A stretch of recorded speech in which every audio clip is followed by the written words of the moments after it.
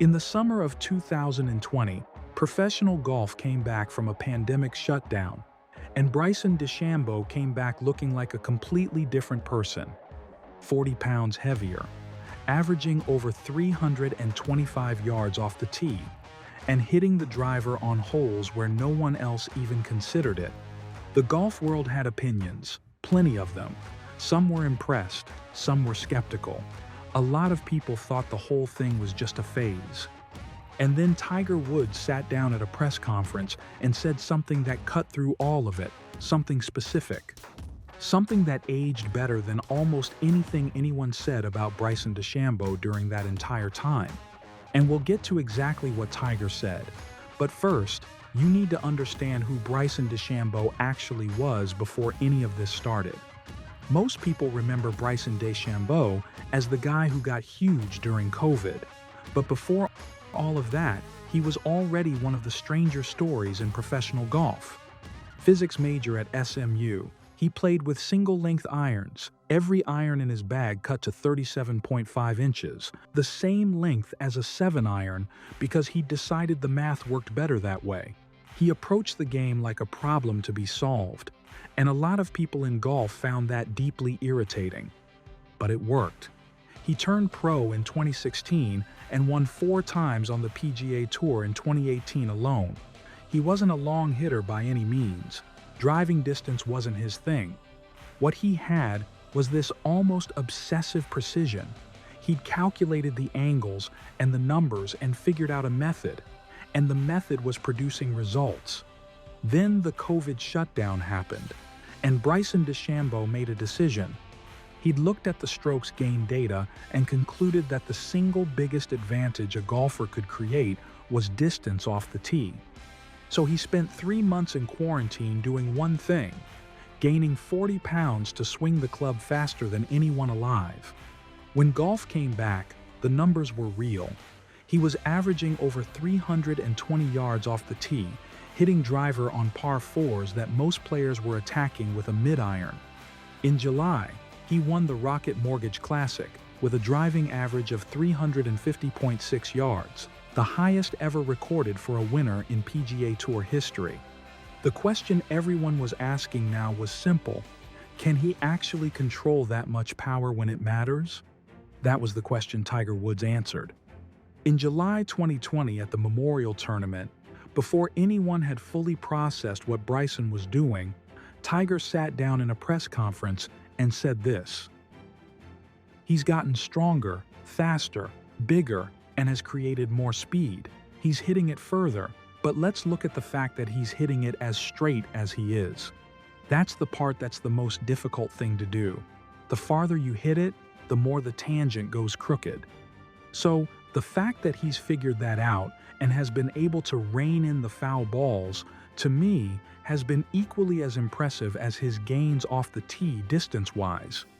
Now, Tiger wasn't just handing out compliments. He almost never does. What he was doing was identifying the specific thing that made Bryson genuinely dangerous. And it wasn't the distance itself. It was that Bryson had solved the problem that usually comes with distance. When you swing the club faster, small errors in your swing get amplified. The ball goes further offline, not just further down the fairway. It's why most players who chase speed eventually give it back in accuracy. Tiger understood this better than almost anyone. He'd been the longest player on tour in the late 90s, and even he knew that keeping that power straight was the hardest part.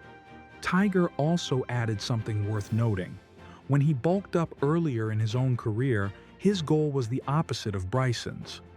"I got bigger, and I filled out and tried to get stronger." It was to not hit the ball further. It was to be more consistent and to be able to practice longer.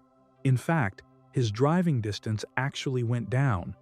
Bryson did it the other way, specifically, deliberately, to generate more speed. And Tiger looked at that, understood what it meant, and said the control was just as impressive as the yards. That comment was made in July 2020. 2 months later, the whole golf world got the proof. The 2020 US Open was held at Winged Foot in New York, one of the most punishing venues in major championship history. Three-time US Open venue, rough so thick you couldn't see your feet.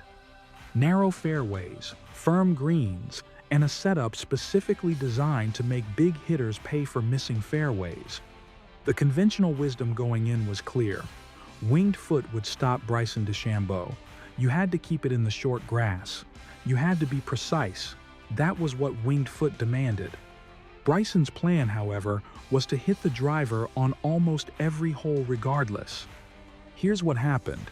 He hit only 23 of 56 fairways all week, the fewest of any US Open winner since the USGA started keeping track. He was in ankle-deep rough constantly. He was hitting wedges from spots where everyone else was hitting mid-irons.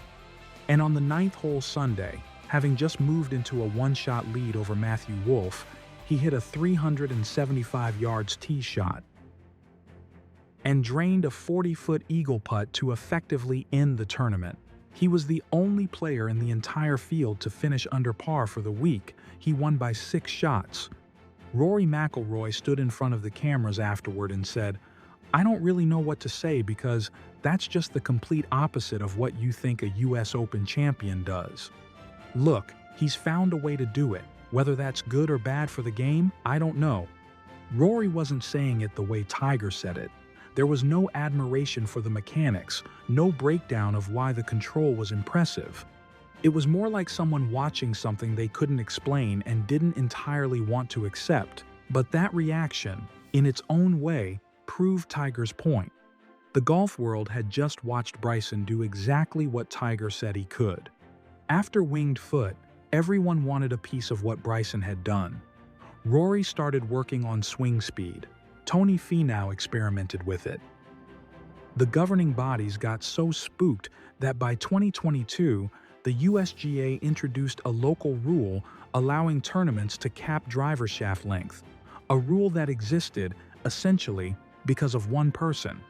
But wanting what Bryson had and actually getting it turned out to be two very different things. You could add speed. What you couldn't easily add was the control that came with it. Finau eventually backed off and returned his focus to his short game. Others tried and hit a wall too. And then Bryson himself hit a rough stretch.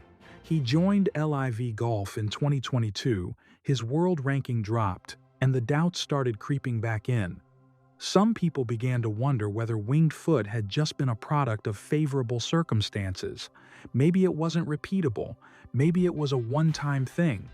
That was the question sitting over Bryson heading into 2024. The 2024 US Open at Pinehurst, number 2. Bryson starts Sunday with a 3-shot lead.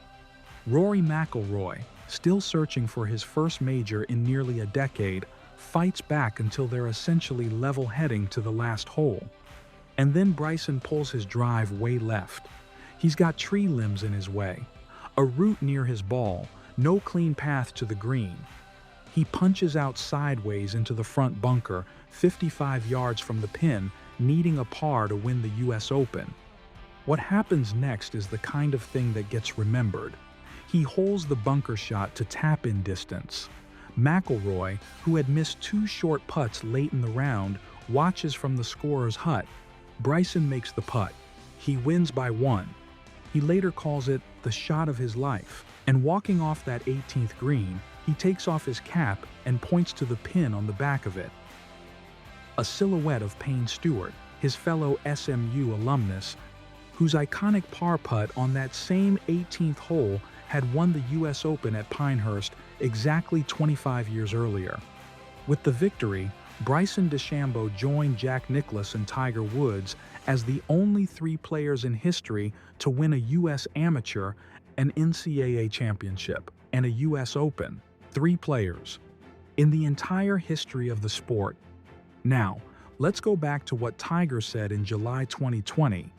He didn't say Bryson was impressive because of how far he hit it. He said the accuracy was just as impressive. He said figuring out how to rein it in, to keep the ball under control while hitting it harder than anyone had ever hit it on tour, was the actual achievement. 4 years later, at Pinehurst, with the US Open on the line, in the worst position you could find yourself on the 72nd hole. Bryson DeChambeau pulled off the hardest shot of his life and made a 4-foot putt to win it. That wasn't just power, that was control. Tiger saw it first, 2 months before Winged Foot, before most of golf had caught up to what was actually happening. That's what makes it worth remembering. Not just that Bryson proved the doubters wrong, but that the one person who understood it clearly, the one who had already been where Bryson was trying to go, saw it coming before almost anyone else did.